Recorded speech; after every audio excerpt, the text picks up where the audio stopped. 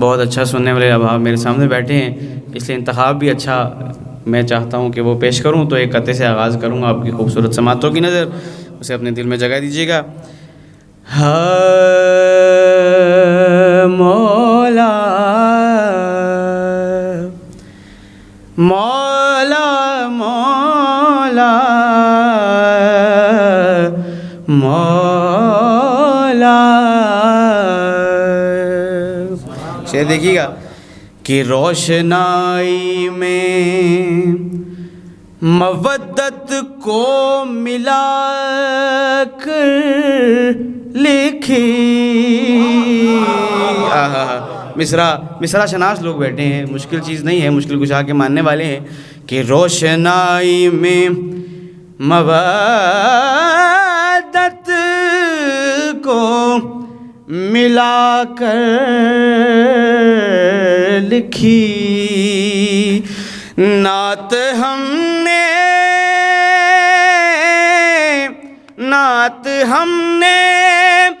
ابو طالب کو دکھا کر لکھی. ہائے نعت ہم نے ابو طالب کو دکھا کر لکھی کہ روشنائی میں مودت کو ملا کر لکھی نعت ہم نے ابو طالب کو دکھا کر لکھی.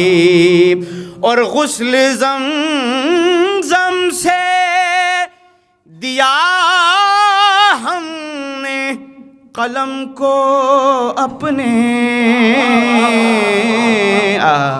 شعر شناس لوگ بیٹھے ہیں، مصرع شناس لوگ بیٹھے ہیں، میں ان احباب کے سامنے نہیں پڑھا کہ مجھے تشریح کرنی پڑے. مولا آپ کو سلامت رکھے. کہ غسل زمزم سے دیا ہم نے قلم کو اپنے اور پھر ان کی ثنا ان کو سنا کر لکھے. پھر سارا قرآن تیرا رنگ بیاں لگتا ہے، ہم اس کے قاری ہیں کہ جو تیری زبان لگتا ہے. اور جب بھی ناصر سوئے افلاک نظر اٹھتی ہے، چاند ہم کو تیری ایڑی کا نشان لگتا. ہاتھ بلند کرنے والوں کی خیر ہو، دونوں ہاتھ بلند کر کے یا علی. جشن میں آئے ہیں تو جشن سننا بھی اسی طرح ہی ہے. خاص طور سے جوانوں کی نظر مصرع کروں گا، بزرگوں سے دعا لینی ہے، آپ کا ولولہ نظر آنا چاہیے. مل کے نعرہ حیدری. بہت شکریہ. ایک دفعہ پھر سلامات بھیج دیجیے گا مل کے.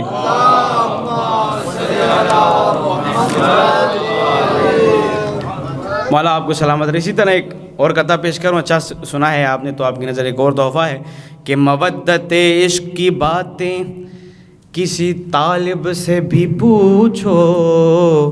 مودت عشق کی باتیں کسی طالب سے بھی پوچھو. ادائیں مشفقانہ پیار کی غالب سے بھی پوچھو. اور نبی پاک کے بچپن کے بارے میں ہنسی یادیں. پھر سنیے کہ نبی پاک کے بچپن کے بارے میں ہنسی یادیں حلیمہ سے تو پوچھی گئے، ابو طالب سے بھی پوچھو. ہائے مل کے نعرہ یا علی. حلیمہ سے بھی پوچھی ہیں، ابو طالب سے بھی پوچھو. مل کے نعرہ حیدری. بس سب سے پہلے نعت کے چند اشعار آپ کی نظر کروں گا. خوبصورت ترین نعت ہے. خاص طور سے زیادہ تر ہم برادران میں سنا کرتے ہیں کملی والے کا ذکر زیادہ ہوتا ہے. کملی والا یہ ردیف زیادہ استعمال ہوتا ہے. تو ایک شاعر نے اسی کملی والے کے ردیف کو ایک پورے کلام میں لیا ہے اور پیش کیا ہے، وہ پیش کروں گا. ایک دفعہ زبانوں کو معطر کیجیے گا صلوات کے نور سے.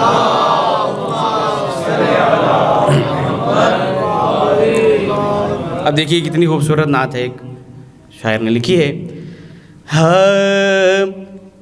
دیتا ہے عمران سبھی کو.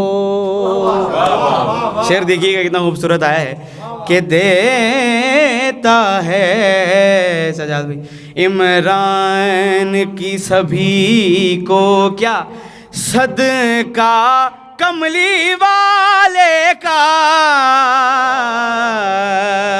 مصرع غور کیجیے گا کہ دیتا ہے عمران سبھی کو صدقہ کملی والے کا.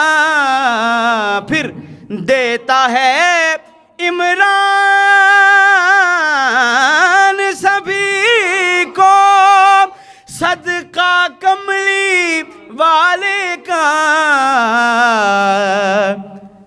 زہرا کی ماں خرچہ کرے اور چرچا کملی والے کا. مصرع دیکھیے گا کہ زہرا کی اللہم صلی علی محمد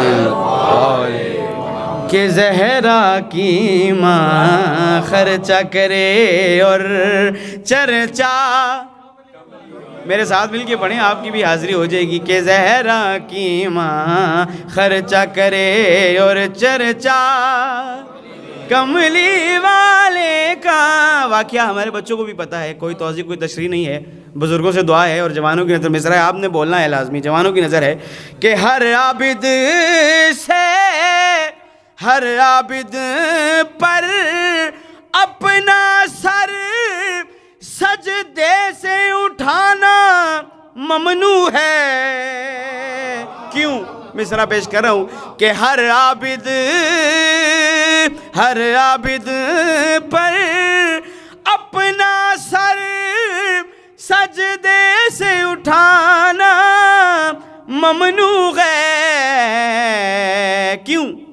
جب تک پوشت پہ بیٹھا ہوا ہے بیٹا کملی والے.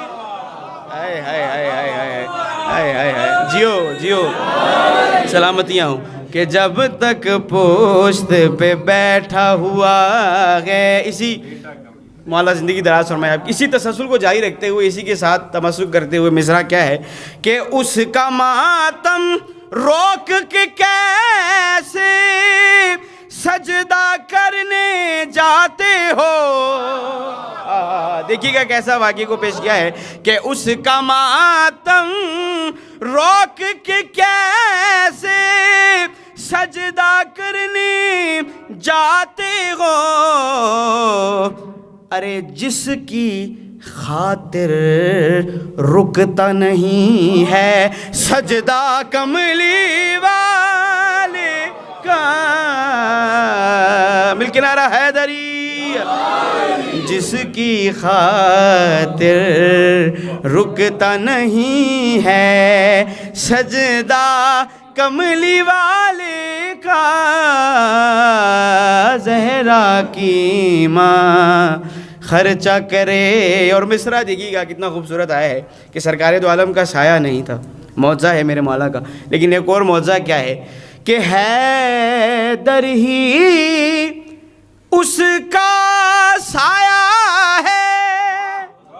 جس کو سمجھ آ گئی ہے وہ زبان خاموش نہیں رہ سکتی ہے کہ حیدر ہی. اگر یہ عقیدہ میرے عقیدے کے ساتھ مل جائے تو بولیے گا مولا کے لیے کہ حیدر ہی اس کا سایہ ہے، حیدر ہی سے دور رہے. زندگی دراز ہو. جو بولے ہیں جو ابھی بھی خاموش ہیں، خاص طور سے بزرگ بول رہے ہیں، جوان پتہ نہیں کیوں خاموش ہیں، ڈر رہے ہیں بڑوں سے. مل کے نعرہ حیدری. یار آج نہیں مسکراؤ گے، آج نہیں خوش ہوگے تو پھر مرضی ہے تمہاری، پھر کب خوش ہوگے. مولا آپ کو سلامت رکھے. ذکر میں شرمانا نہیں ہے. مل کے نعرہ حیدری جائے. کہ حیدر ہی اس کا سایہ ہے، حیدر ہی سے دور رہے. ارے کیسے کیسے کیسے لوگوں پھر مل جاتا سایہ کملی والے کا. کیسے مل کے نعرہ حیدری. اب ان آتینا کل کوثر کا نزول کیا ہے کہ اس کو اب تر کہنے والے اب تر ٹھہرے ہیں. زندگی دراز ہو آپ کی. بہت شکریہ قاری صاحب. دیکھیے گا مصرع مصرع جو سمجھ گیا ہے وہ خاموش رہ ہی نہیں سکتا. فطرت ہے انسان کی، انسان کو سمجھ آ جائے تو خاموش نہیں رہتا ہے. کہ اس کو اب تر کہنے والے اب تر ٹھہرے ہیں. کیوں؟ قائم اب بھی غیبت میں ہے بیٹا کملی وال. بہت شکریہ یار، آپ سلامت رہیں. جشن منانے کا یہی حق ہے، یہی حق ہے مولا کا ذکر سننے کا. پھر پڑھ رہا ہوں کہ اس کو اب تر کہنے والے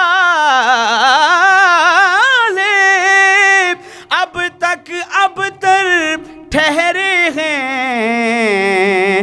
قائم اب بھی غیبت میں ہے بیٹا کملی والے کا. قائم اب بھی غیبت میں. میرے مولا کا نام ہے تو دونوں ہاتھ بلند کر کے نعرہ حیدری.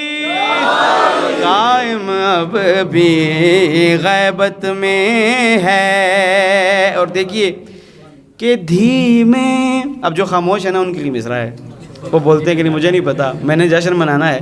کہ دھیمے دھیمے لہجے میں قرآن کو جو نہ سمجھا وہ.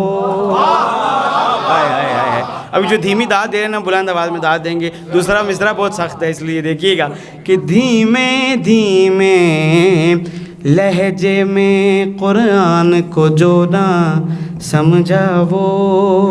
دھیمے دھیمے لہجے میں قرآن کو جو نہ سمجھا وہ. تیغ سے مہدی کی سمجھے گا رتبہ کملی میرا بھائی جی. یہ حق ہے بولنے کا کہ تیغ سے مہدی کی سمجھے گا رتبہ کملی والے. اتنی جلدی نہیں بھولنا کہ تیغ سے مہدی کی سمجھے گا جیو والے کا. اور ذرہ ذرہ ذرہ ذرہ پڑھتا ہے محبوب کا کلمہ لیکن سن. ذرہ ذرہ پڑھتا ہے محبوب کا کلمہ لیکن سن. پڑھتا ہے عباس کا دریا کلمہ کملی والے کا. زہرا کی ماں خرچہ کرے اور چرچا کملی والے کا. اور دیکھیے میرے مولا نے فرمایا ہے کہ میں بسم اللہ کی با کا نقطہ ہوں. میرے مولا علی سرکار نے فرمایا ہے. تو شاعر نے کس طرح جوڑا ہے شعر کے ساتھ کہ زہرا کی چکی سے روٹی کھا کھا کر پروان چڑھا. زہرا کی چکی سے روٹی کھا کھا کر پروان چڑھا. بائے بسم اللہ کی با کا نقطہ کملی والے کا، بسم اللہ کی با کا نقطہ، بسم اللہ کی با کا نقطہ، نقطہ کملی والے کا، دیتا ہے عمران سبھی کو صدقہ کملی والے کا۔ ایک دفعہ صلوات بھیج دیجیے کملی بابا بولیں۔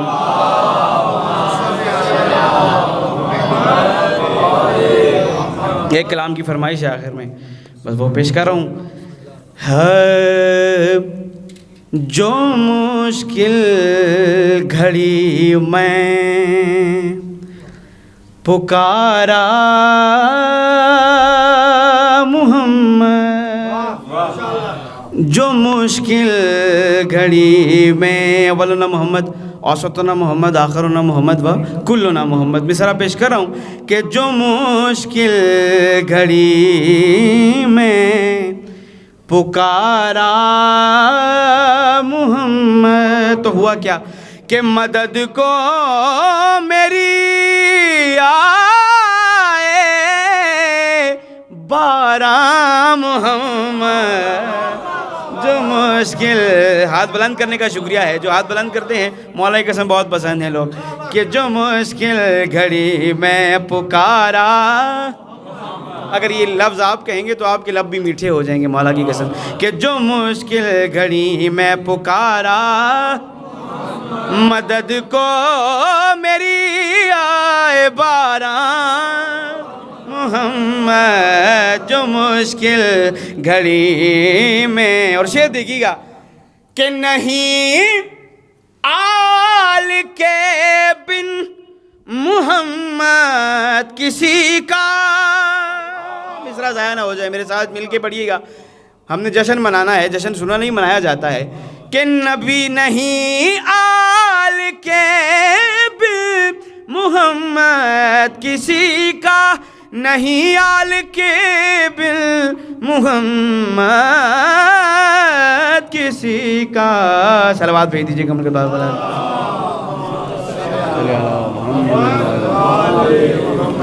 پھر بھی زبانوں کو معطر کیجیے گا صلوات کے نور سے، صلی اللہ۔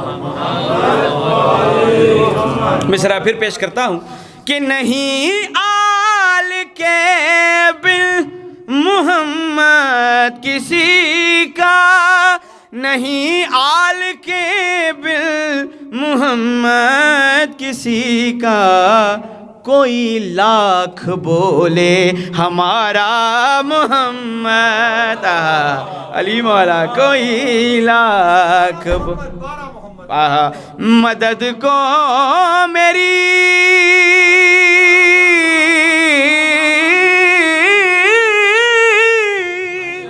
مدد کو میری آئے بارہ محمد، جو مشکل گھڑی میں، اور کسی نے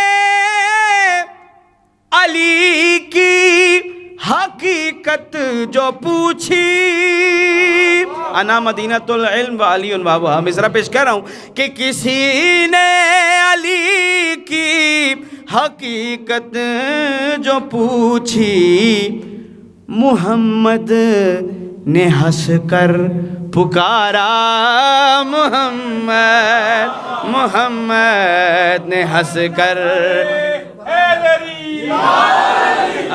محمد نے ہنس کر، اور اس طرح دیکھیے کہ محمد، میں کیوں کہہ رہا ہوں بار بار کہ میرے ساتھ لفظ محمد میرے ساتھ ورد کیجئے، اس کی ایک وجہ ہے، وہ کیا ہے کہ محمد محمد محمد پکارو، محمد محمد محمد پکارو، ہے قرآن سارے کا سارا محمد، ہے قرآن، مل کے نعرہ رسالت، نعرہ حیدری ہے قرآن سارے کا سارا، محمد مدد کو میری آئے بارہ محمد۔ اور اسی لفظ کو دیکھیے کہ کس طرح دوسرے شعر میں پیش کرتا ہوں کہ محمد محمد محمد محمد، ہر لحاظ سے وزن پورا ہے، شاعری کے اعتبار سے بھی کمال کا جملہ ہے کہ محمد محمد محمد محمد، یہ کنبہ ہے سارے کا سارا محمد۔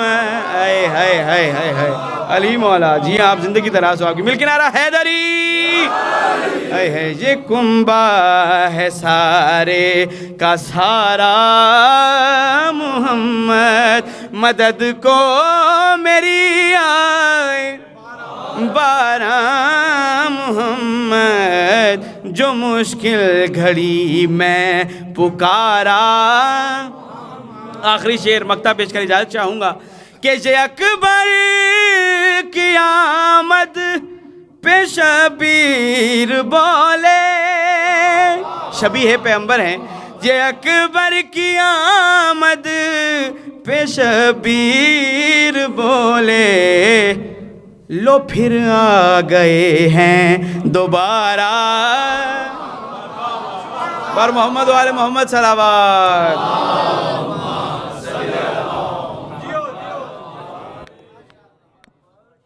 اعوذ باللہ من الشیطان اللعین الرجیم، بسم اللہ الرحمن الرحیم، الحمد للہ رب العالمین، والصلاة والسلام علی خیر خلقہ محمد وآلہ الطیبین الطاہرین، واللعن الابدی علی اعدائہم اجمعین۔ اما بعد فقال اللہ الحکیم بسم اللہ الرحمن الرحیم، یا ایھا الذین آمنوا اتقوا اللہ وکونوا مع الصادقین۔ درود بھیجئے محمد و آل محمد پر۔ اللہم صل علی محمد و آل محمد۔ اللہ تعالیٰ نے بھی اس ایک تاریخ میں دو عظیم معصوموں کو پیدا کر کے ہمیں مشکل میں ڈال دیا ہے۔ دو معصومین کے حالات زندگی ہم بیان کریں، ان کے فضائل بیان کریں۔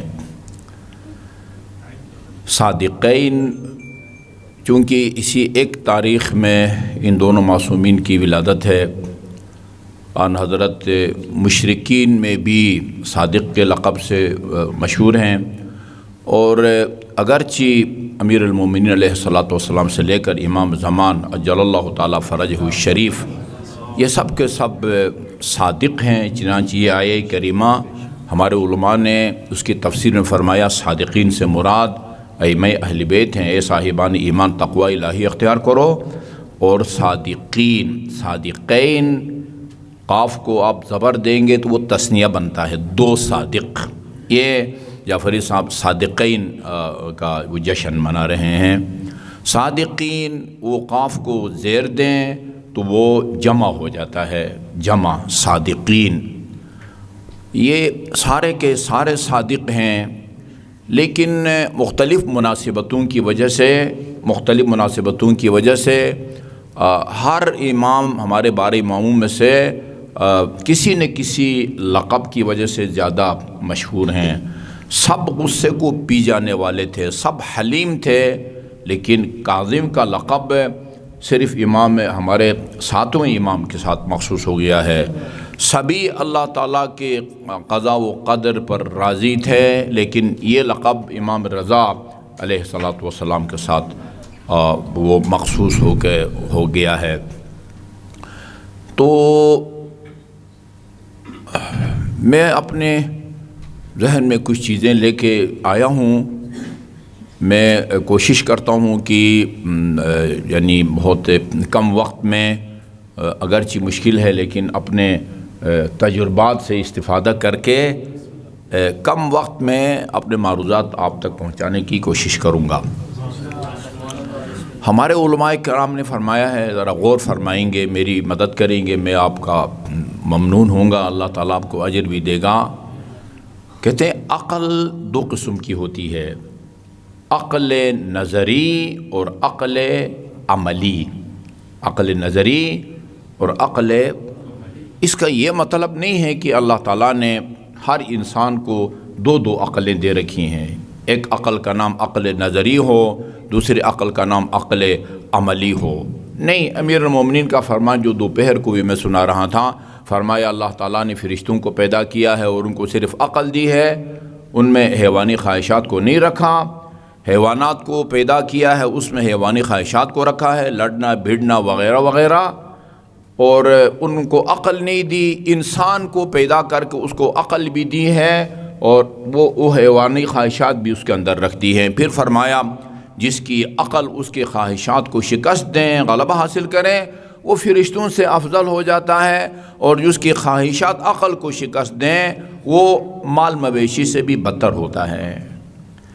اس کا یہ مطلب نہیں ہے کہ ہر انسان میں دو عقلیں ہیں. نہیں، کسی بھی انسان میں ایک سے زیادہ عقل نہیں ہے. وہ جو عقل کل ہیں، رسول مقبول ہیں، ان کے پاس بھی ایک عقل ہے، اور ہم جیسے عام انسان کو بھی اللہ تعالیٰ نے ایک ہی عقل دیا ہے، ایک ہی عقل دیا ہے. وہ کہتے ہیں رسول خدا نے اپنی پوری زندگی میں ان کی اپنی عقل کی جو سطح ہے نا، اس کے مطابق کسی سے بات نہیں کی، بلکہ لوگوں کی عقل کی سطح کے برابر گفتگو کرتے رہے ہیں. پھر کیا مطلب ہے؟ شہید مطہری رضوان اللہ تعالیٰ جیسے آدمی کہتے ہیں بھئی عقل کی دو قسمیں، عقل نظری اور عقل عملی. اس کا مطلب یہ ہے کہ جو آپ کے عقل کے مدرکات ہیں نا، مدرکات، جن چیزوں کو آپ کی عقل سمجھتی ہے، ان کی دو قسمیں ہیں. یعنی اگر اس کا تعلق جو ہے نا وہ حقیقتوں کو سمجھنے سے ہو، وہ عقل وہ کہلاتی ہے نظری، اور کرنے نہ کرنے کے حوالے سے کوئی عقل کا فیصلہ ہو، اس کو عقل عملی کہتے ہیں. اللہ ہے، اللہ موجود ہے، یہ عقل نظری کا نتیجہ ہے، یہ اس کا سمجھا ہوا جو ہے نا نتیجہ ہے.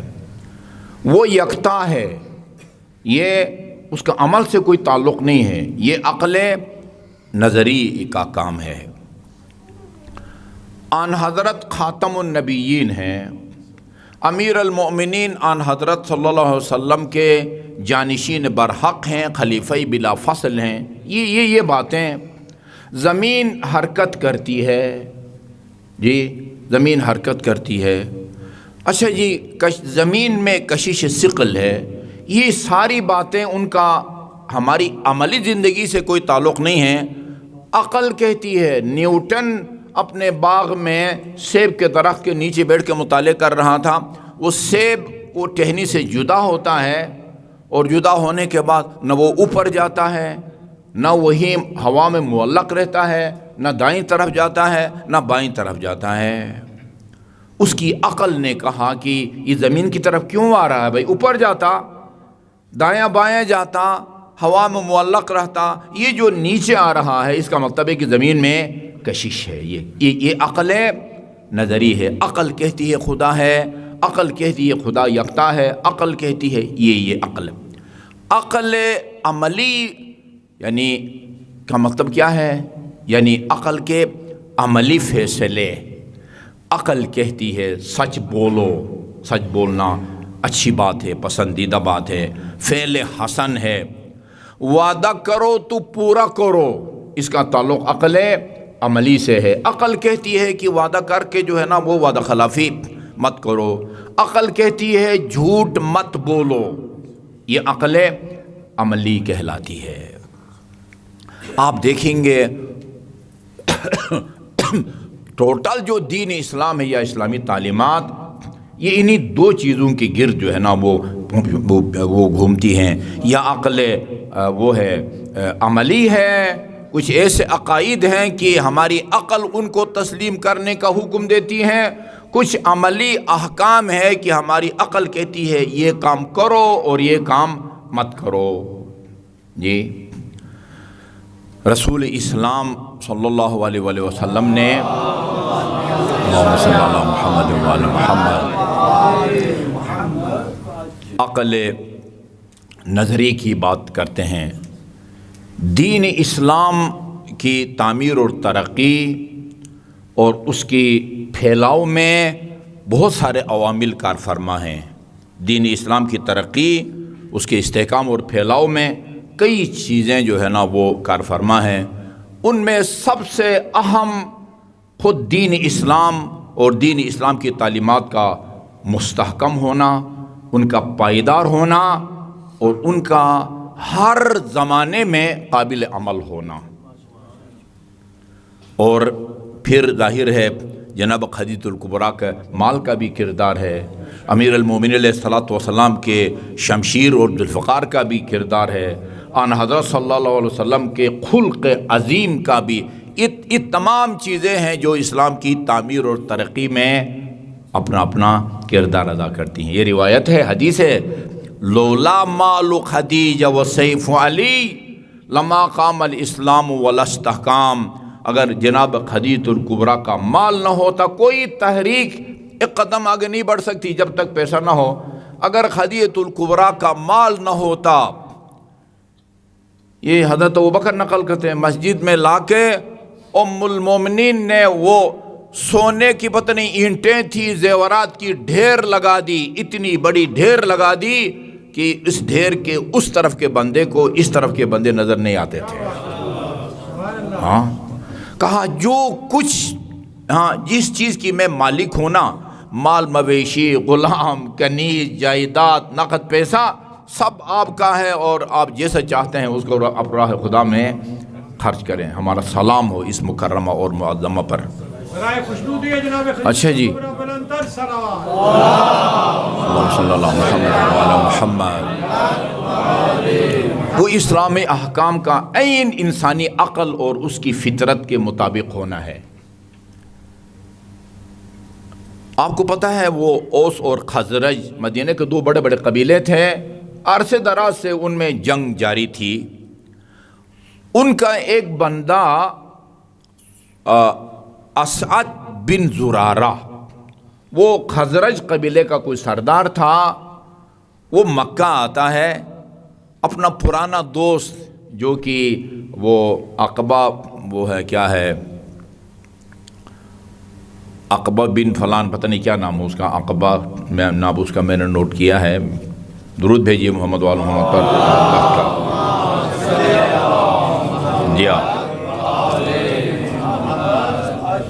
جا عتبہ بن ربیعہ، عتبہ بن ربیعہ مکے میں ہوتا تھا، اس کا دوست اسلم بن زرارہ آتا ہے، وہ اپنے مخالف جو قبیلہ تھا وہ کیا کہتے ہیں خزرج، ان کے مقابلے میں کمک مدد طلب کرنے کے لیے، یار ہمیں کوئی افرادی قوت دو، ہاں ان سے عرصہ دراز سے ہماری جنگ ہو رہی ہے اور جو ہے نا وہ کسی نتیجے تک نہیں پہنچ رہی ہے۔ عتبہ نے کہا کہ یار ہم خود ایک مصیبت میں جو ہے نا وہ گھرے ہوئے پھنسے ہوئے ہیں، ایک بندے خدا نے آ کے جو ہے نا ایک نئے دین کا اعلان کر دیا ہے اور کہتے ہیں کہ وہ میں اللہ تعالیٰ میرا رب ہے جس کا کوئی شریک نہیں ہے، اس کی طرف اس کی عبادت کی دعوت دے رہا ہے اور جتنے بھی ہمارے بت ہیں ان سب سے دستبردار ہونے کا حکم دے رہا ہے، ہم خود اس مصیبت میں پھنسے ہوئے ہیں، معذرت سوری ہم آپ کی کسی قسم کی مدد نہیں کر سکتے۔ اچھا اس نے کہا کہ وہ کیا کہتا ہے، بتایا یہ ان بتوں کی پرستی چھوڑ دو، اللہ تعالیٰ کی عبادت کرو وغیرہ وغیرہ۔ اچھا وہ کہاں بیٹھتا ہے، کہاں وہ اس مسجد الحرام میں خانہ کعبہ کے پاس ہجر اسماعیل، اللہ تعالیٰ سب کو لے جائے، ہجر اسماعیل میں بیٹھتا ہے۔ اور اس نے کہا کہ پھر تمہیں جا کے ملوں گا، کیونکہ یعنی ان کے ہاں بھی مطلب یہ وہ خانہ کعبہ کا طواف ہوتا تھا، کہا جب میں آیا ہوں مکہ تو مجھے طواف کر کے جانا ہے، طواف کر کے جانا ہے، میں مسجد الحرام میں طواف کرنا ہے، اس سے مل بھی لیتا ہوں۔ اس نے کہا دیکھو اگر ملنا ہے نا، ہاں بہت ہوشیار رہنا ہے اور جو ہے نا اس سے بات بھی نہیں کرنی ہے اور اس کی گفتگو بھی نہیں سننی۔ کہتے ہیں میں نے کہا ٹھیک ہے ایسا کرتے ہیں، دونوں کانوں میں جو ہے نا وہ روئی دی اور جا کے میں نے دیکھا کہ وہ چند بندوں کو سامنے بٹھا کے ان سے گفتگو کر رہے تھے، تو میں نے ایک خانے کعبے کا چکر لگایا روئی کے ساتھ نا، دوسرا چکر لگانے کے بعد میں نے خود سوچا تو کیسا بیوقوف آدمی ہے، یہ کوئی تجھے کوئی اپنی توحید کا جو ہے یا شرک کے خلاف کوئی ٹیکہ تو نہیں لگا دے گا نا، بات ہوگی تو تم بھی اپنے دلائل دینا۔ کہتے میں نے وہ روئی اتاری اور اس کے پاس چلا گیا، تو کہا کہ آپ کا کیا مدعا ہے وغیرہ وغیرہ۔ سورہ انعام کی آیت نمبر 151 سے لے کر اور 53،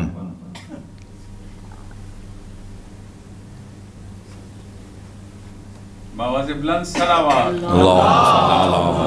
صلی علی محمد آل محمد، ان کی تلاوت کی۔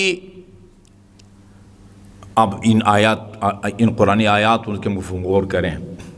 پیغام اللہ تعالیٰ کا یہ ہے، قل، میرے حبیب آپ لوگوں کو بتا دیں، تعالوا اتل ما حرم ربکم علیکم، میرے پاس آؤ، میں تمہارے سامنے ان چیزوں کو بیان کروں جن کو اللہ تعالیٰ نے تمہارے اوپر حرام قرار دیا ہے۔ وہ کیا ہے؟ ان میں نمبر 1، اللہ تشرکوا بہ شیئا، کسی کو خدا کا شریک مت ٹھہراؤ۔ 2، وبالوالدین احسانا، والدین کے ساتھ احسان کرو، نیکی کرو۔ امام زین العابدین نے فرمایا ہے والدین سے نیکی کا مطلب یہ ہے کہ والدین کی ضروریات زندگی پر نظر رکھو، ان کو کھانے پینے، رہائش یا لباس کے حوالے سے ان کو اپنی خواہش کا اظہار یا تم سے مطالبہ کی بھی نوبت نہیں آنی چاہیے۔ احسان کا مطلب یہ ہے والدین سے احسان۔ اور وَلَا تَقْتُلُوا أَوْلَادَكُم مِّنْ إِمْلَاقٍ، فقر، تنگ دستی یا بے روزگاری سے تنگ آ کے اپنی اولاد کو قتل مت کرو۔ یہ جو کہتے ہیں نا اتنے بچے، 6 بچے پہلے سے ہیں، وہ سکول جا رہے ہیں، ابھی 7واں بچہ راستے میں ہے تو اس کو ضائع کرنے کی جو ہے نا وہ کر رہے ہیں لوگ، ضائع بھی کرتے ہیں، یہ قتل ہے۔ کسی بھی مرحلے میں ہو ضائع کرنا وہ قتل کے زمرے میں آتا ہے، جو کہ حرام ہے۔ املاق یعنی تنگ دستی، غربت اور تنگ دستی کے خوف سے اپنے اولاد کو قتل نہ کرو۔ نحن نرزقکم وإیاہم، خدا کہتا ہے ہم تم کو بھی رزق دیں گے اور جو تمہارے اولاد ہیں نا ان کو بھی ہم رزق دیں گے۔ وَلَا تَقْرَبُوا الْفَوَاحِشَ مَا ظَهَرَ مِنْهَا وَمَا بَطَنَ، یعنی فاحشہ، غلط کام نہ ان کو چھپا کے بند کمرے میں کرو، نہ سب لوگوں کے سامنے کرو۔ وَلَا تَقْتُلُوا النَّفْسَ الَّتِي حَرَّمَ اللَّهُ إِلَّا بِالْحَقِّ، یعنی بے گناہ کسی کو قتل مت کرو۔ ہاں اگر کسی کی سزا موت ہے، اسلامی شریعت میں کسی کی سزا موت ہے اور آپ کو اسلامی حکومت کا سربراہ حکم دے دے کہ فلان کو قتل کر دو، وہ جائز ہے نا، یعنی بغیر حق کے بے گناہ کسی کو قتل مت کرو۔ دیا ذالک وصاکم بہ لعلکم، یہ چند باتوں کی اللہ تعالیٰ نے وصیت کی ہے شاید تم میں عقل آ جائے، شاید تم میں تعقل آ جائے۔ اور وَلَا تَقْرَبُوا مَالَ الْيَتِيمِ إِلَّا بِالَّتِي هِيَ أَحْسَنُ، یتیم کے مال کے قریب بھی مت جاؤ، یتیم کے مال کے قریب بھی مت جاؤ۔ ہاں احسن طریقے سے، بعض اوقات یتیم کے مال کی سرپرستی وغیرہ کرنے کے لیے آپ کو خرچہ چاہیے، اس کے لیے کام کرتے ہیں تو آپ کو کھانا پینا چاہیے، کرایہ چاہیے، یعنی بیجا جو ہے نا وہ یتیم کے مال میں تصرف، اس کو استعمال میں لانے کی اجازت نہیں ہے۔ اچھا جی، حتیٰ یبلغ اشدہ، یہاں تک کہ یتیم بالغ نہ ہو جائے، خود اپنے نفع نقصان کو سمجھنے کے قابل نہ ہو۔ وَأَوْفُوا الْكَيْلَ وَالْمِيزَانَ بِالْقِسْطِ، اچھا جی اگر کوئی چیز فروخت کرنا چاہتے ہو تو تول کے دینا چاہتے ہو، گن کے دینا چاہتے ہو تو اس میں جو ہے نا وہ ترازو میں کوئی ہیر پھیر وہ نہیں کرنی ہے۔ اچھا، لا نکلف نفسا الا وسعها، کتنے اسلام کے موٹے موٹے سنہرے جو ہے نا وہ اصول بیان کیے ہیں جی۔ فرمایا لا نکلف نفسا الا وسعها، جس شخص کو ہم اس شخص کو اس چیز کا حکم نہیں دیتے جس کو بجا لانا اس کے بس میں نہ ہو، جو آدمی کھڑے ہو کے نماز نہیں پڑھ سکتا اس کو کہا جاتا ہے تم بیٹھ کے پڑھو. رمضان کا روزہ نہیں رکھ سکتا، خدا نہیں کہتا تم روزہ رکھو، ہاں مد دے دو. لا نکلف نفسا الا وسعها. اچھا جی، ایک اور اصول، فاعدلوا ولو کان ذا قربا، عدل اور انصاف سے کرو اگرچہ وہ جس کے خلاف تم کو فیصلہ کرنا پڑتا وہ تمہارا کوئی قریبی رشتہ دار ہی کیوں نہ ہو. وَبِعَهْدِ اللَّهِ أَوْفُوا، اور خدا سے جو وعدے تم نے کیے ہیں ان کو پورا کرو. ذَلِكُمْ وَصَّاكُمْ بِهِ لَعَلَّكُمْ تَذَكَّرُونَ، یہ خدا کی وصیتیں ہیں تاکہ تم سبق حاصل کرو. وَإِنَّ هَذَا صِرَاطِ مُسْتَقِيمًا، یہ ہے میرا صراط مستقیم. فَاتَّبِعُوهُ، ہاں اس کی پیروی کرو. وَلَا تَتَّبِعُوا السُّبُلَ، ہاں ہر راستے کے اوپر جو ہے نا وہ نہ چل پڑو. فَتَفَرَّقَ بِكُمْ عَنْ سَبِيلِهِ، ورنہ تم وہ صراط مستقیم سے بھٹک جاؤ گے. ذَلِكُمْ وَصَّاكُمْ بِهِ لَعَلَّكُمْ تَتَّقُونَ، یہ تمہارے رب کی طرف سے وصیتیں ہیں تاکہ تم میں تقوی آ جائے. کوئی پیچیدہ بحث نہیں کہ سیدھے سیدھے اسلامی احکام. اتنی سی یہ آیات کو سن کے کہا اشہد انک رسول، اشہد ان لا الہ الا اللہ وانک رسول اللہ، میں گواہی دیتا ہوں کہ اللہ کے سوا کوئی معبود نہیں ہے اور آپ اس کے بھیجے ہوئے رسول برحق ہیں. اچھا جی، نمونے کے طور پر اتنا کافی ہے. اچھا جی، دوسرا صادق اسی مسجد الحرام کا واقعہ ہے. اسی مسجد الحرام کا جو خدا کے منکر ہوتے ہیں، مختلف ان کے نام ہیں، عربی میں مختلف ان کے نام ہیں. دہری بھی کہتے ہیں خدا کے منکر کو، زندیق بھی کہتے ہیں خدا کے منکر کو، ملحد بھی کہتے ہیں خدا کے منکر کو، مادی بھی کہتے ہیں. مادہ ہی مادہ ہے، میٹیریل ہے، اس کے علاوہ اور دنیا میں کوئی نادیدہ چیز ہے ہی نہیں. ہمیں نظر نہ آئے اور وہ موجود ہو ایسا نہیں ہے.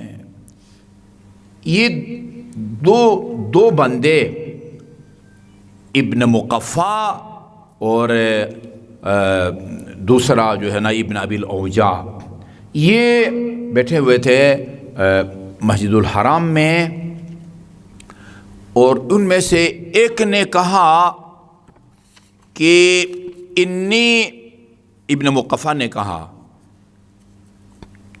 ما منہم احد، اس وقت کوئی پابندی وغیرہ نہیں تھی، دور بیٹھ کے وہ تماشا دیکھ رہے تھے نا، جو مسلمان طواف کر رہے تھے ان کا تماشا دیکھ رہے تھے.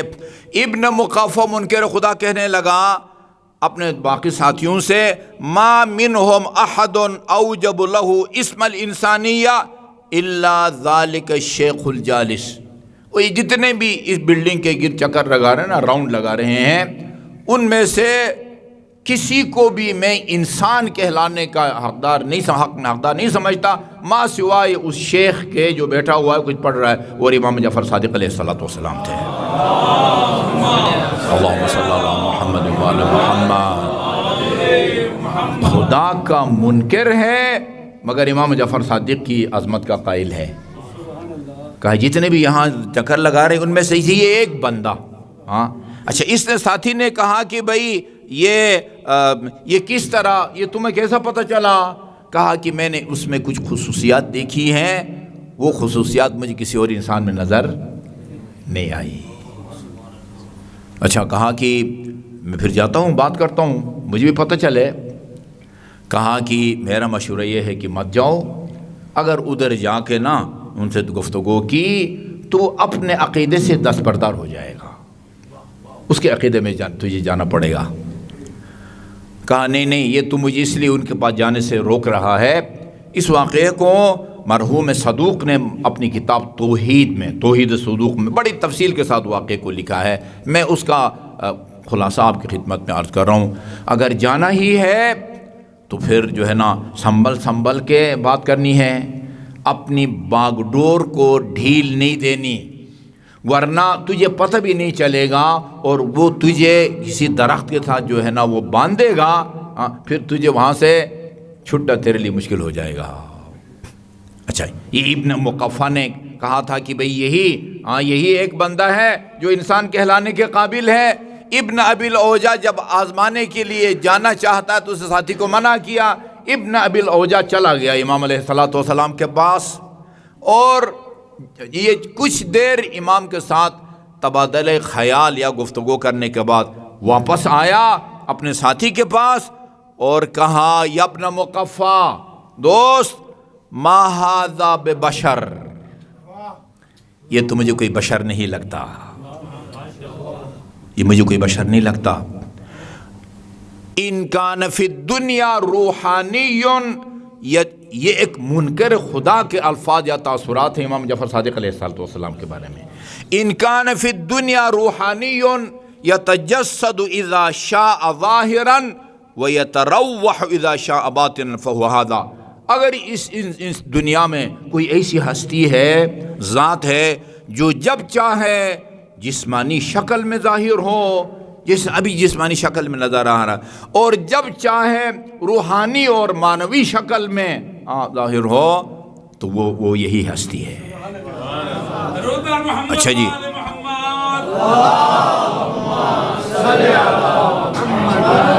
اچھا جی، ابن مقفع نے کہا وہ کیف ذالک، یہ تاثر تجھے کس سے ملا ہے کہ اگر یہ جب چاہے انسانی شکل میں، جب چاہے روحانی فرشتوں کی شکل میں ظاہر ہو؟ کہا جب میں ان کے پاس گیا ہوں نا، سب جو ہے نا برادران بالعموم اور خصوصاً مدارس کے طلباء جو ہے نا یا کالج کے جو طلباء ہیں وہ غور کریں۔ امام نے فرمایا، دلیل دی، دلیل 2-3 الفاظ پر مشتمل ہے، انہی الفاظ کو بیس بنا کے ہمارے علماء کرام نے کتابیں لکھی ہیں اللہ تعالیٰ کی وحدانیت پر یا اللہ تعالیٰ کی معرفت کے موضوع پر۔ امام نے فرمایا، ان کان الامر علی ما یقول ہؤلاء، اگر عقیدہ وہی درست ہے جو یہ خانہ کعبہ کے گرد گرد طواف کرنے والوں کا ہے، وہو علی ما یقولون، چنانچہ یہی عقیدہ درست ہے جو ان کا ہے۔ کیا مطلب ہے؟ خدا ہے، اس نے رسول بھیجے ہیں، حساب کتاب ہے، جنت ہے، دوزخ ہے، اگر ان کا عقیدہ ٹھیک ہے فقط سلموا وعتبتم، پھر تو یہ اچھے رہے، یہ محفوظ رہے اور تم ہلاک ہو جاؤ گے۔ اگر ان کا عقیدہ ٹھیک ہے نا، طواف کرنے والوں کا، مسلمانوں کا، چنانچہ ان کا عقیدہ صحیح ہے۔ وَإِن يَكُنِ الْأَمْرُ كَمَا تَقُولُونَ، اور اگر معاملہ وہ ہو، عقیدہ وہی صحیح ہو جو تمہارا ہے، جبکہ وَلَيْسَ كَمَا تَقُولُونَ، جبکہ ایسا نہیں ہے، تمہارا عقیدہ غلط ہے، فَقَدْ اسْتَوَيْتُمْ أَنْتُمْ وَهُمْ، تو پھر تو یہ خسارے میں، گھاٹے میں نہیں رہے، پھر تم اور یہ وہ برابر ہوئے۔ اس کے بعد پھر تقریباً ایک صفحے پر مشتمل ہے، کہا اچھا اگر اللہ تعالیٰ ہے تو پھر کیوں وہ پوشیدہ اور چھپا ہوا ہے؟ رسول بھیجتا ہے کہ بھئی مجھے اللہ تعالیٰ نے بھیجا ہے، یہ کام کرو، یہ کام مت کرو، یہ کام مت کرو، یہ کام مت کرو، ایک دفعہ اپنی ایک جھلک دکھا دے، وہ قصہ ختم، ساری دنیا جو ہے نا اس کا وہ اقرار کرے گی۔ فرمایا ویلک، بہت افسوس کی بات ہے، تو کہتا خدا چھپا ہوا ہے۔ وہ توحید صدوق کو اٹھا کے دیکھیں، یہ میں نے کچی پنسل سے نمبر شمار لگایا ہے، یہ کہتے 35 میرے بدن کے اندر جو غیر اختیاری تبدیلیاں آتی ہیں، وہ تو چھوٹا سا تھا کہ تجھے بڑا بنا دیا ہے، تو طاقتور ہوتا ہے وہ تجھے کمزور بنا دیتا ہے، تو خوشحال ہوتا ہے وہ تجھے غمگین کر دیتا ہے، جی تیرا عزم کبھی متزلزل ہوتا ہے تو کبھی پختہ ہوتا ہے۔ 35 ایسی تبدیلیاں میرے بدن کے اندر بیان کی جو مکمل طور پر میرے اختیار میں نہیں ہے، اور میں ایسا محسوس کرنے لگا جیسے خدا میرے درمیان اور اس ہستی کے درمیان آ کے کھڑا ہو گیا ہے۔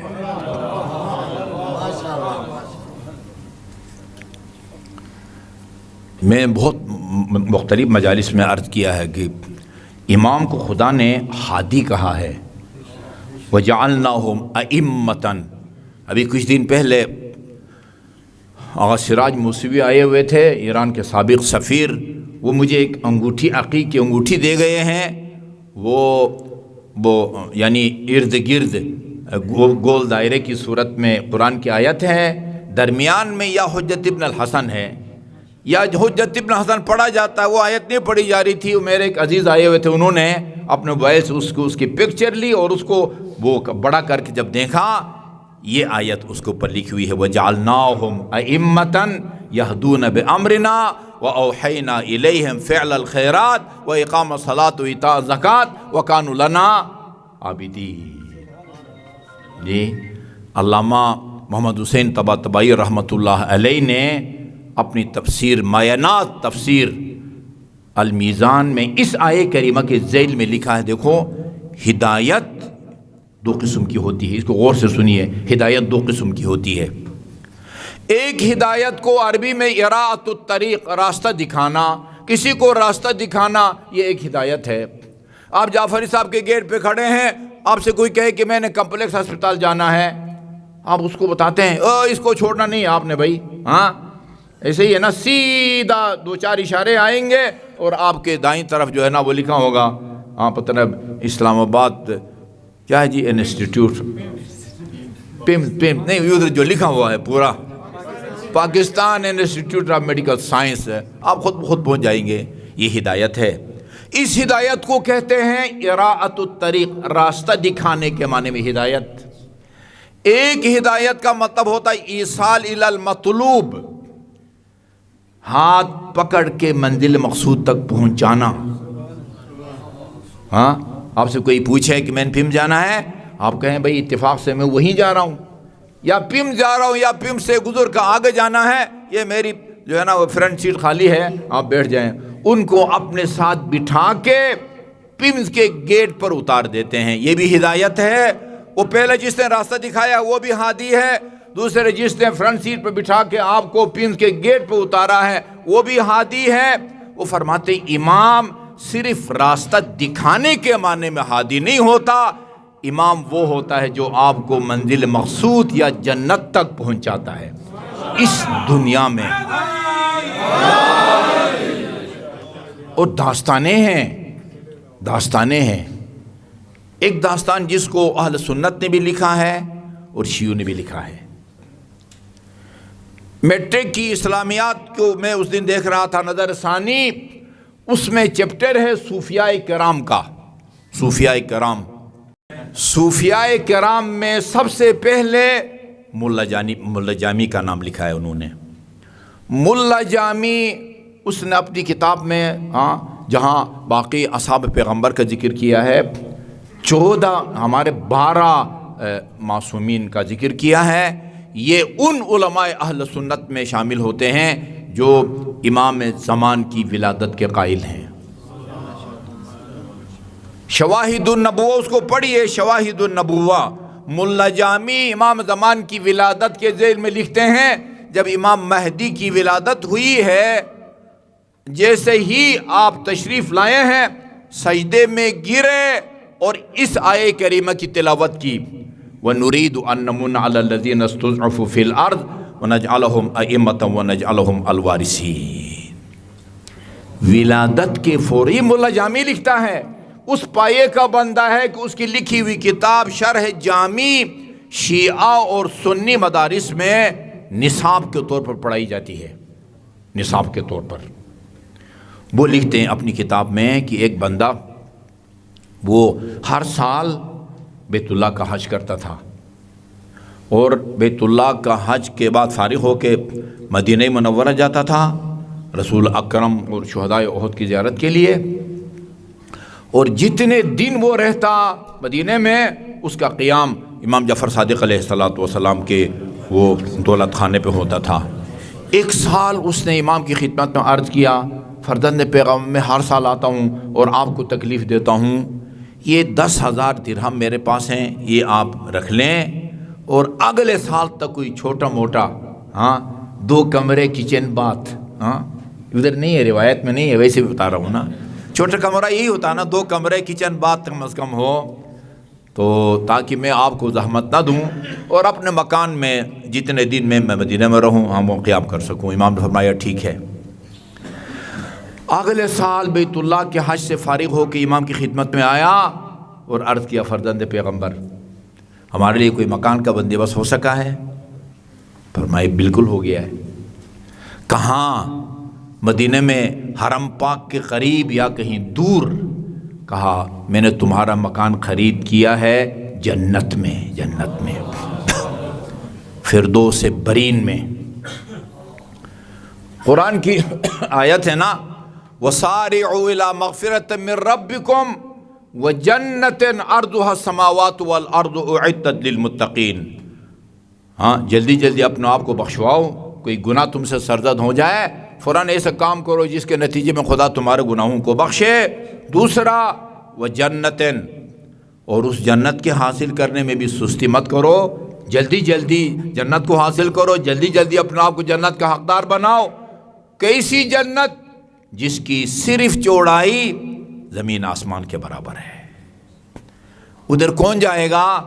اعدت للمتقین، یہ جنت آج بھی آمادہ اور تیار ہے متقی لوگوں کے لیے۔ مولا وہ اس کی تو صرف چوڑائی زمین آسمان کے برابر ہے، وہ جنت کے کسی کونے میں ہمارا مکان ہے یا کہیں اپنے محلہ بنی ہاشم کے قریب کہیں ہمارے لیے مکان کا بندوبست ہوا ہے۔ فرمایا جہاں ہم نے تمہارے لیے گھر خریدا ہے نا، اس کی پہلی دیوار رسول خدا کے گھر کی دیوار کے ساتھ ملتی ہے، دوسری دیوار امیر المومنین، تیسری امام حسن، چوتھی امام حسین۔ اس کا عقیدہ دیکھیں، کہتے یہ نہیں کہا کہ مولا وہ کیسا خریدا، وہ پیسہ کدھر گیا، ہاں فرمایا مولا اس کے کوئی کاغذات مل سکتے ہیں، اس کے کاغذات، انتقال کے کاغذات، رجسٹری کے کاغذات، تاکہ وہ دکھاؤں اور جنت جا کے اپنے مکان کا قبضہ لے سکوں۔ فرمایا بالکل دوں گا، لکھ کے دیا، سند کہیں، ہاں دستاویز،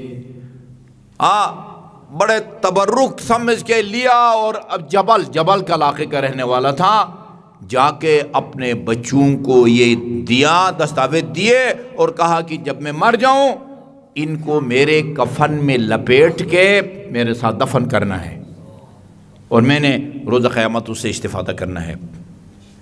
یہ فوت ہو جاتا ہے، اس کے بچوں نے باپ کی وصیت پر عمل کیا، اس کو کفن میں لپیٹ کے سپرد خاک کیا اپنے باپ کو۔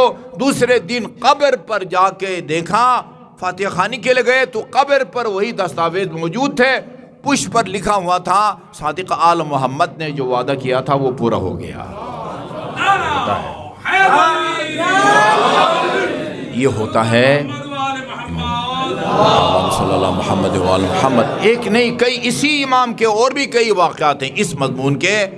دنیا میں بٹھا کے جو جنت میں مقام دکھانے کے اختیارات رکھتا ہو نا، اس کو امام کہا جاتا ہے۔ اسی لیے وہ حدیث ہے، وہ آپ خریدیں، میں منتیں کر رہا ہوں، خریدیں صفات الشیعہ و فضائل الشیعہ۔ فضائل الشیعہ، اس میں شیعوں کے فضائل کو بیان کیا گیا ہے، ان کا یہ روز قیامت مقام ہوگا اور یہ ہوگا۔ صفات الشیعہ، اچھا وہ شیعہ ہوتے کون ہیں جن کا یہ مقام ہے جنت میں، ان دونوں کو پڑھیں گے تب بات بنے گی۔ صرف صفات الشیعہ کو پڑھیں گے اور نہیں پڑھیں گے اور فضائل الشیعہ کو پڑھیں گے تو پھر جو ہے نا وہ پھر دمادم مست قلندر، اور اگر صفات کو پڑھیں گے اس کو نہیں پڑھیں گے پھر جو ہے نا مایوس ہونے کا خطرہ ہے۔ خدا کی رحمت سے مایوس ہونا بھی گناہ کبیرہ ہے، اور خدا کے عذاب سے اپنے آپ کو 100% محفوظ تصور کرنا یہ بھی گناہ کبیرہ ہے۔ دونوں کو پڑھیں بیلنس جو ہے نا، تاکہ بیلنس قائم ہو سکے۔ اس کی جو پہلی حدیث ہے، پہلی حدیث عبداللہ بن عمر نقل کرتے ہیں کہ رسول خدا کے پاس علی کا تذکرہ ہوا، فغضب رسول اللہ، رسول خدا غضبناک ہوئے۔ علی کے تذکرے سے رسول خدا غضبناک ہوتے ہیں؟ علی کا ذکر تو عبادت ہے۔ علی کی شکایتیں لگاتے تھے جا کے، غضبناک ہوئے اور فرمایا ما بال اقوام یذکرون من منزلتہ عند اللہ کمنزلتی، یہ اس قوم کو کیا ہو گیا ہے، میرے سامنے اس کے خلاف آ کے باتیں کرتے ہیں، زبان درازی کرتے ہیں، جس کا خدا کی بارگاہ میں وہ مقام ہے جو میں محمد مصطفیٰ کا ہے۔ الا من احب علی، یاد رکھو جو علی سے محبت کرتا ہوگا، یہ آپ کو کافی لمبے چوڑے بریکٹ میں جانے کی ضرورت ہے۔ ہر محب علی کا یہ انجام نہیں ہوگا۔ آپ کو میں کفار میں بھی جو ہے نا خدا کے منکرین میں بھی وہ علی کے محب دکھا سکتا ہوں، عیسائیوں میں بھی علی کے محب دکھا سکتا ہوں، اہل سنت مسلمانوں میں بھی دکھا سکتا ہوں۔ ہاں وہ کون سی محبت؟ وہ جو ظہر کے بعد حدیث سناتا ہوں اس میں امیر المومنین نے فرمایا ہے من احبنا فلیعمل بعملنا، جو ہماری محبت کا دم بھرتا ہے نا اس کو پھر کام بھی وہ کرنا چاہیے جو ہم اہل بیت کرتے ہیں۔ ٹھیک ہے جی، الا من احب علی لا یخرج من الدنیا حتی یشرب الکوثر، جو علی سے محبت کرے، محبت کے تقاضوں کو بھی پورا کرے، وہ اس وقت تک اس کو موت نہیں آئے گی جب تک اپنی زندگی میں حوض کوثر کا جام نہیں پیے گا۔ لا یخرج، اللہم صلی اللہ محمد وعلی محمد، ولا یخرج من الدنیا الا من احب علی لا یخرج من الدنیا حتی یأکل من طوبا، وہ طوبا نامی جو پھلدار درخت ہے نا جنت کا، اس کا پھل اپنی زندگی میں کھائے گا، پھر اس کو موت آئے گی۔ اس کے بعد جملہ ہے الا من احب علی لا یخرج من الدنیا حتی یرا مکانہ فی الجنہ، جب تک اس کو اس وقت تک موت نہیں آئے گی جب تک دنیا میں اور اپنی زندگی میں جنت میں اپنا مقام نہ دیکھے۔ یہ ہوتی موت کا اثر ہوتا ہے۔ یہ ساری باتیں ان کا تعلق جو ہے وہ عقل نظری سے ہے۔ ہاں، رسول کی باتوں سے متاثر ہو کے شہادتین کا اقرار کرنا، ہاں اس بندے خدا کا، اسلم بن زرارہ کا، صادق آل محمد کو دیکھ کے ہاں ان کو پتہ نہیں ایک روحانی مخلوق سمجھنا، امام علیہ الصلوۃ والسلام کی یہ اختیار، یہ سارے کے سارے عقل نظری ہیں۔ عقل عملی، ایک دو نمونے میں عقل عملی کی آپ کی خدمت مرد کرتا ہوں۔ ایک بندہ ہے اس کا نام صفوان صفری ہے، صفوان صفری، وہ مالک بن انس کے پاس جاتا تھا پڑھنے کے لیے نا، وہ جس کی طرف یہ مالکی فرقہ منسوب ہے، وہ بھی میں آپ کو بتا دوں کہ امام مالک جو ہے نا یہ ان فقہائے مدینہ میں سے ہیں جو رسول خدا کے بعد تمام انسانوں سے خاتون جنت کو افضل سمجھتے تھے۔ میں نے ان کی عبارت پڑھی ہے، اللہم صلی اللہ محمد اللہم صلی اللہ محمد، وہ کہتے ہیں ہمارا یہ عقیدہ نہیں ہے، یعنی ہم حضرت زہرا کو امیر المومنین سے افضل نہیں سمجھتے۔ ہاں یہ ضرور ہے کہ اگر فاطمہ علی نہ ہوتے تو میری بیٹی فاطمہ کا کوئی کفو نہ ہوتا، مگر علی وہ خاتون جنت کو ہم علی سے افضل نہیں سمجھتے۔ وہ کہتے ہیں ان کی عبارت یہ ہے، انی لا افضل احدا علی بضعۃ النبی، رسول خدا نے خاتون جنت کو فرمایا فاطمہ میرا ٹکڑا ہے، میں کسی انسان کو بضع رسول کے ٹکڑے سے افضل نہیں سمجھتا۔ اچھا جی، فکری اعتبار سے، فقہی اعتبار سے امام کے ساتھ ان کے اختلافات تھے۔ اچھا، وہ ان کے پاس پڑھنے جاتا تھا، یہ بندہ امام علیہ الصلوۃ والسلام کے پاس آیا کہ میں آپ سے استفادہ کرنا چاہتا ہوں۔ آپ نے فرمایا نہیں میں مصروف ہوں، جو ہے نا بس جہاں جا رہے ہو وہیں جاتے رہو۔ یہ بندہ مسجد النبی جاتا ہے، 2 رکعت نماز پڑھتا ہے، اور 2 رکعت نماز پڑھ کے خدا کی بارگاہ میں دعا کرتا ہے، وہ یا رسول خدا کو وسیلہ بنا کے، خدایا ہاں امام جعفر صادق علیہ الصلوۃ والسلام کے دل کو میرے حق میں نرم فرما دے۔ آخر چلا جی، پھر چلا گیا یہ دوبارہ امام کی خدمت میں نا۔ اچھا، خادم آیا اور اس نے کہا کہ کیا کام ہے؟ کہا کہ میں امام سے ملنا چاہتا ہوں۔ اس نے جا کے بتایا فلاں آدمی آیا ہوا ہے، کیا کہتے ہیں یہ جو بصری صاحب ہیں، عنوان بصری، امام نے اس کو اجازت دے دی۔ دعا کا اثر جو ہے نا وہ ظاہر ہو گیا، امام نے اجازت دی تو اس نے کہا کہ میں آپ سے علمی استفادہ کرنے آیا ہوں۔ تو آپ نے ایک جملہ فرمایا، ان لیس العلم بالتعلم، علم ایسے ہی رٹنے سے نہیں آتا، انما ہوا نور یقع فی قلب من یرید اللہ تعالی ان یہدیہ، خدا جس کو ہدایت دینا چاہتا ہے اس کے دل میں علم خود بخود آ جاتا ہے۔ اچھا، عقل عملی کی بات ہو رہی ہے، ابھی آپ نے اس کو فرمایا اسی کا بتسعۃ اشیاء، میں تمہیں 9 چیزوں کو وصیت کرتا ہوں، ان میں سے جی فإنها وصیتی، یہ وصیت صرف تیرے لیے نہیں ہے بلکہ ہر اس آدمی کے لیے ہے جو خدا تک پہنچانے والے راستے کے اوپر چلنا چاہتا ہے۔ ٹھیک ہے جی، یہ تیرے لیے بھی ہے اور ہر اس شخص کے لیے، جعفری صاحب کے گھر میں جشن منانے جو مومنین آئے ہوئے ہیں، جو اللہ تعالیٰ تک پہنچانے والے راستے کے اوپر چلنا چاہتا ہے، اس کے لیے میں تمہاری یہ وصیت کرتا ہوں۔ ان میں سے واللہ اسأل ان یوفقک لاستعمالہ، خدا سے دعا ہے کہ وہ تمہیں یہ میری ان وصیتوں پر عمل کرنے کی توفیق عطا فرمائے۔ یہ دعا اس کے لیے بھی ہے، میرے لیے بھی ہے اور آپ کے لیے بھی ہے۔ ثلاثۃ منہا فی ریاضت النفس ہے، ان میں سے 3 کا تعلق ریاضت نفس سے ہے، تزکیہ نفس سے ہے، نفس کی تہذیب۔ تہذیب کا مطلب ہوتا ہے چھان بین، ٹھیک ہے جی، پسندیدہ صفات کو اپناؤ، ناپسندیدہ صفات کو اپنے آپ سے دور کرو اور خود بھی دور رہو۔ 3 کا تعلق ریاضت نفس سے ہے، تہذیب نفس سے ہے، تزکیہ نفس سے ہے۔ ثلاثۃ منہا فی الحلم، 3 کا تعلق حلم سے ہے اور 3 کا تعلق جو ہے وہ دل کے ساتھ ہے۔ فاحفظھا، یہ ان کو یاد رکھو۔ وَإِيَّاكَ وَالتَّهَاوُنَ فِيهَا، خبردار دیکھو ان پر عمل کرنے میں سستی جو ہے نا اس سے کام نہیں لینا۔ اچھا، فَفَضَعْتُ لَهُ قَلْبِي، فَفَضَعْتُ قَلْبِي لَهُ، کہتے ہیں میں ہمتاً امام کی طرف متوجہ ہوا۔ اب ان وصیتوں کو آپ نے سننا ہے، ذرا بآواز بلند درود بھیجیں نا۔ اللہم صلی علی محمد۔ اصول ہے، اصول زندگی گزارنے کے اصول۔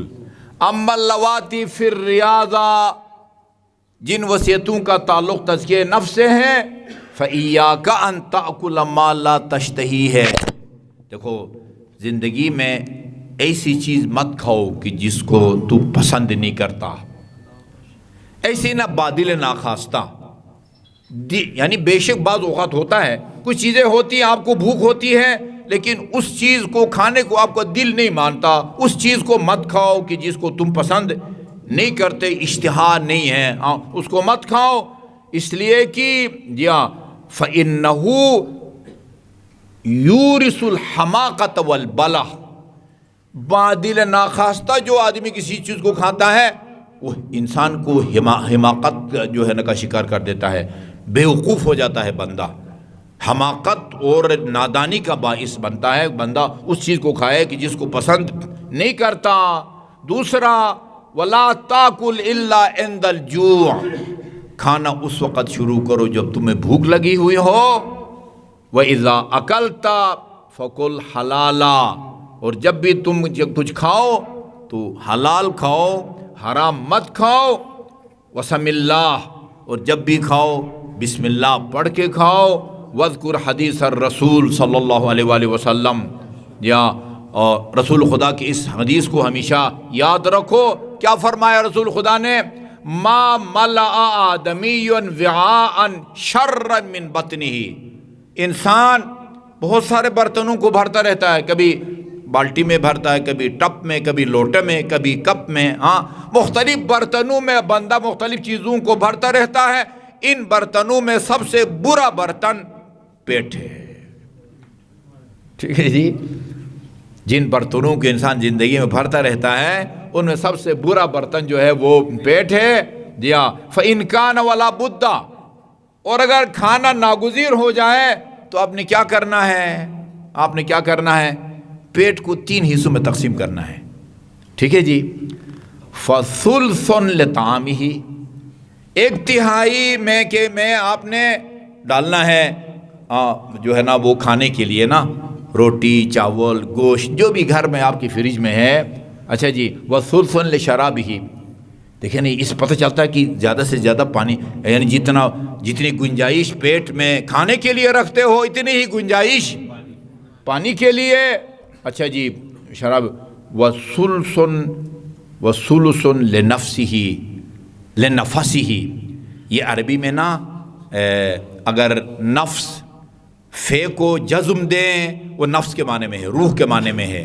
نفس اگر فے کو زبر دیں وہ سانس کے معنی میں آتا ہے. 1/3 میں کھانا ڈالو، 1/3 میں پانی، اور 1/2 کو سانس لینے کے لیے جو ہے نا وہ خالی رکھو. وَأَمَّا اللَّوَاتِ فِي الْحِلْمِ، جن 3 وصیتوں کا تعلق حلم سے ہے. فَمَنْ قَالَ لَكَ، یہ دل گردے کی بات ہوتی ہے.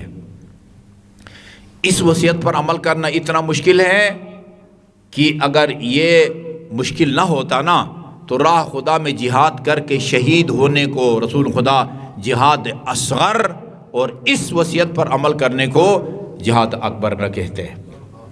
ہاں کہا کہ باقی 3 جن کا تعلق حلم سے ہے. فَإِنْ قَالَ فَمَنْ قَالَ لَكَ، اگر کوئی آپ سے یہ کہے اِن قُلْتَ وَاحِدَةً سَمِعْتَ عَشْرًا، تم مجھے 1 گالی دو گے تو مجھ سے 10 گالیاں سنو گے. تم سے اگر کوئی یہ کہتا ہے تم اگر 1 گالی دو گے میں تمہیں 10 گالیاں دوں گا. فَقُلْ، اس کے جواب میں تم کہو اِن قُلْتَ عَشْرًا لَمْ تَسْمَعْ وَاحِدًا، تم مجھے اگر 10 گالیاں دو گے نا مجھ سے 1 گالی بھی نہیں سنو گے.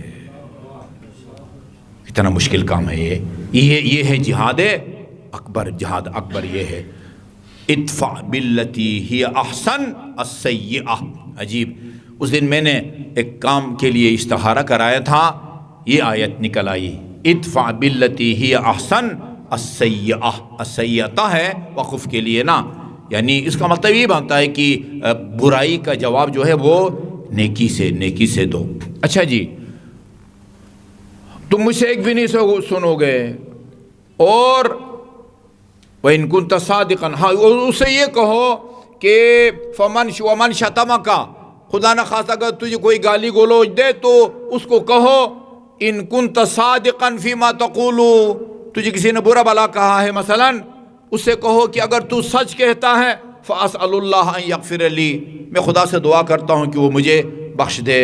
ہاں یہ جو تم مجھ پہ الزام لگایا ہے وہ اگر تو سچ کہتا ہے میں دعا کرتا ہوں خدا مجھے بخشے. وَإِن كُنْتَ كَاذِبًا، اور اگر یہ کمزوری مجھ میں نہیں ہے، تم نے ایسے ہی الزام لگایا ہے، تو فَاللَّهَ أَسْأَلْ أَن يَغْفِرَ لَكَ، میں خدا سے دعا کروں گا کہ وہ تجھے بخشے، چونکہ تم نے مجھ پر الزام لگا کہ تو گناہ کا مرتکب ہو گیا ہے.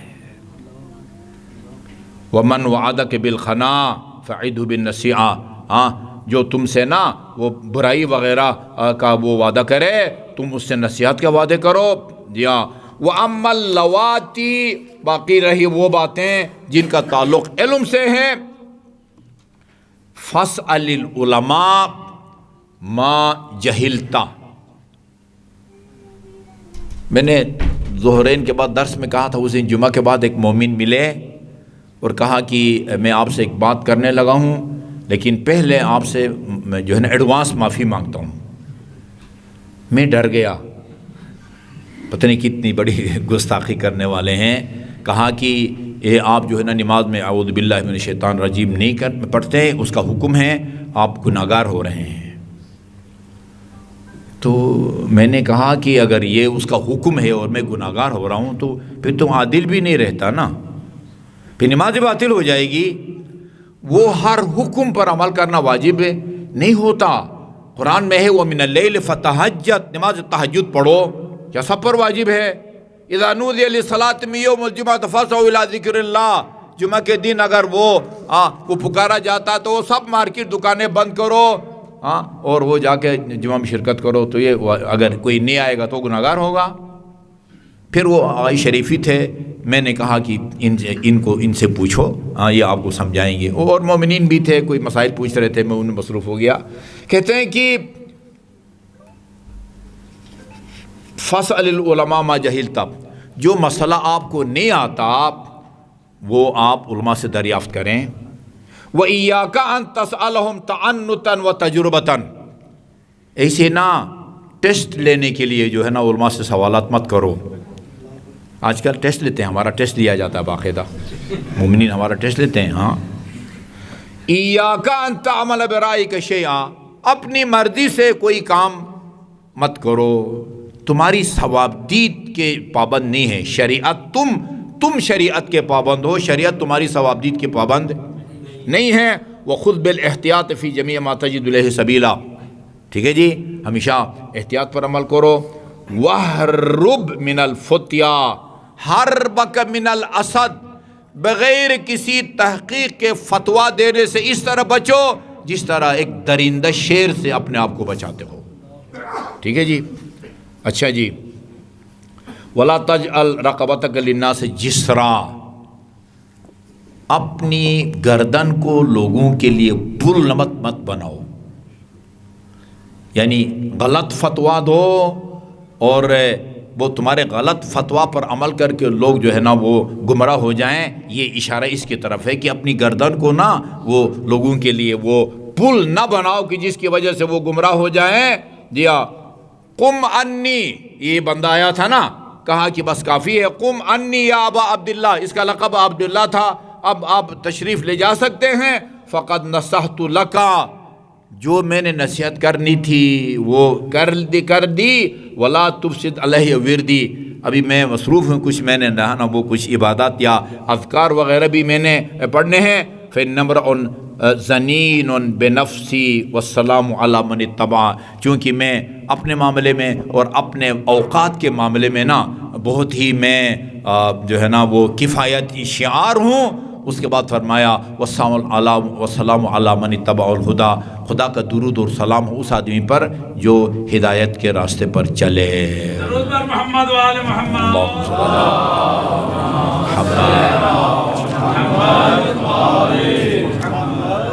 کافی ہے یا وہ 40 سال 50 سال والی بھی سنا دوں؟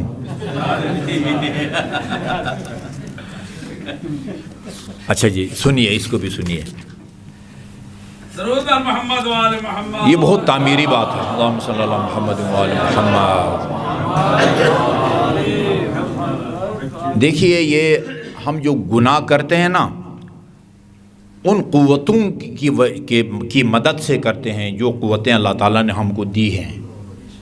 غضب ہمارے اندر اللہ نے رکھا ہے، اس غضب کو کنٹرول نہیں کر سکتے تو پھر جو ہے نا وہ گالیاں دیتے ہیں، لوگوں پر ظلم کرتے ہیں وغیرہ وغیرہ.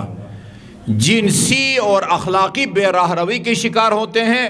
یہ خواہش بھی ہم نے اپنے مرضی سے اپنے اندر نہیں رکھی، یہ خواہش بھی وہ اللہ تعالیٰ نے رکھی ہے نا. انسان جب جوان ہوتا ہے نا، جوان 15 سال سے لے کر مثلا 40 سال تک یہ بھی جوان ہوتا ہے، اس کی خواہشات بھی جو ہے نا وہ جوان ہوتی ہیں. ان پر کنٹرول کرنا اس کے لیے بڑا مشکل ہوتا ہے. لہذا جوان اگر کنٹرول کرتا ہے اپنے آپ کو اس کا اجر زیادہ ہے.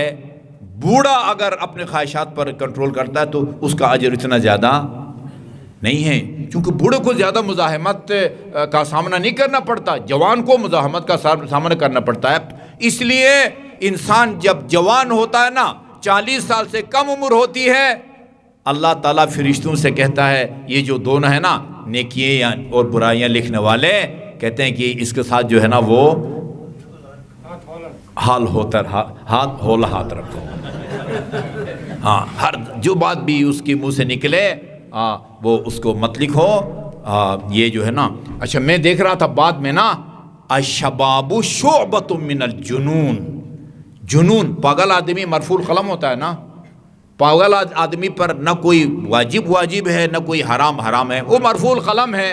وہ کہتے ہیں جوانی یہ جو ہے نا وہ جنون اور پاگل پنے کا ایک شعبہ ہے. اب جوانی سے غلط استفادہ نہ کریں، ٹھیک ہے نا. لیکن یہ ایک حقیقت ہے کہ چونکہ آپ کو مزاحمت کرنی پڑتی ہے، لہذا فرشتے بھی کہتے ہیں کہ بھائی اس کے اندر یہ جو خواہشات جو ہے نا وہ بالکل وہ جس طرح یہ خود جوان شباب پہ ہے، شباب کے عالم میں اس کی خواہشات بھی جواب میں وہ ہیں، لہذا اس کے لیے گنجائش، یہاں پر فصاحہ کا لفظ آیا ہوا ہے، اس کے لیے گنجائش رکھو، بہت زیادہ وہ نہ کرو. اور جب یہ تجاوز کر جاتا ہے 40 سال تک پہنچتا ہے، خدا وہی فرماتا ہے دونوں فرشتوں کی طرف، فقد عمرت عبدی ھذا عمرہ، 40 سال میں نے اس کو زندگی دی ہے، فغلظا وشددا وتحفظا واکتبا علیہ قلیل عملہ وکثیرہ وصغیرہ، اب بے شک جو ہے نا وہ سختی کرو، کوئی ذرا سی بات بھی، فمن یعمل مثقال ذرۃ شرا یرہ، قلیل عمل کرے اس کو بھی نوٹ کرو، کثیر کرے اس کو بھی نوٹ کرو، گناہ کبیرہ کرے اس کو بھی نوٹ کرو، صغیرہ کرے اس کو بھی نوٹ کرو۔ جی ہاں، اچھا جی، اس کے بعد فرمایا ہے پھر امام علیہ السلام کا نا خطاب ہے، اللہم صلی اللہ علیہ وسلم، 40 سالہ سامعین کے لیے امام کا خطاب الگ ہے، 50 سالہ کے لیے الگ ہے، 60 سالہ کے لیے الگ ہے، 70 سالہ کے لیے الگ ہے۔ وہ سنیں، ہم میں ہر کسی کو پتہ ہے کہ میں 40 سال کا ہوں، 50 سال کا ہوں، 60 سال کا ہوں یا 70 سال کا ہوں۔ ابناء الاربعین، یہ اے 40 سال والو، زرع قد دنا حصادہ، یہ جو تم نے کاشتکاری یا زراعت کی ہے نا، اس کی کٹائی کا وقت آ گیا ہے، کٹائی کا سیزن آ گیا ہے۔ اچھا جی، ابناء الخمسین، 50 سالہ مومنین کے لیے امام کا خطاب ہے، ماذا قدمتم وماذا اخرتم، آگے کیا کچھ بھیجا ہے، پیچھے کیا کچھ چھوڑ کے جا رہے ہو، کتنے نمازیں پڑھی ہیں، کتنے روزے رکھے ہیں، کتنے حج کیے ہیں، کتنے مومنین کی مدد کی ہے، کتنے مساجد بنائی ہیں، کتنی امام بارگاہ بنائے ہیں، کتنے ہسپتال بنائے ہیں، کتنے خیراتی اداروں کی مدد کی ہے پہلے، اور پیچھے آگے کیا کچھ کیا ہے، اور پیچھے صدقہ جاریہ کے طور پر کیا چھوڑ کے جا رہے ہو۔ ابناء 60 سال والو، حلموا الی الحساب ولا عذر لکم، حساب کتاب کے لیے تیار ہو جاؤ، ابھی تمہارا کوئی عذر خدا کی بارگاہ میں قابل قبول نہیں ہے۔